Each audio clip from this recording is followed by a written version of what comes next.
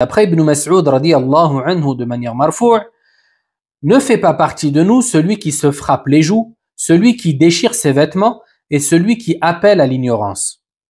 C'est-à-dire celui qui appelle et incite autrui à tout ce qui a pour origine l'ignorance, que ça soit le fait d'insulter les parents des autres, le fait d'insulter la lignée des autres, le fait d'insulter l'origine des autres ou toute autre action et tradition qui était pratiquée par les gens à l'époque de l'ignorance.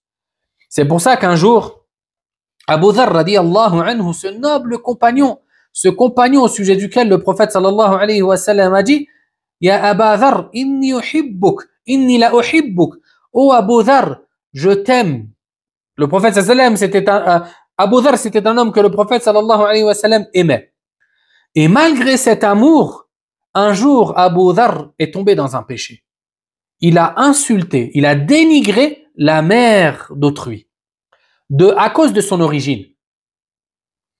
Et lorsqu'on rapporta les propos au prophète sallallahu alayhi wa sallam, le prophète sallallahu alayhi wa sallam lui dit « Ya Abu Dharr, l'as-tu insulté en vue des origines de sa mère ?» Et là, il lui répondit « Oui, ya Rasulallah ».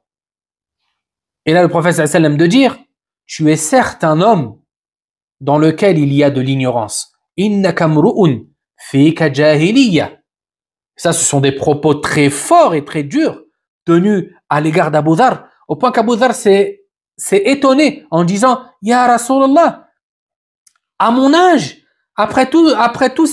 toute ma vie, il me reste des choses faisant partie du temps de l'ignorance. » Et le prophète sallallahu alayhi wa sallam lui répondit « Oui, parce qu'il a insulté la mère de l'autre en vue de ses origines. » D'accord?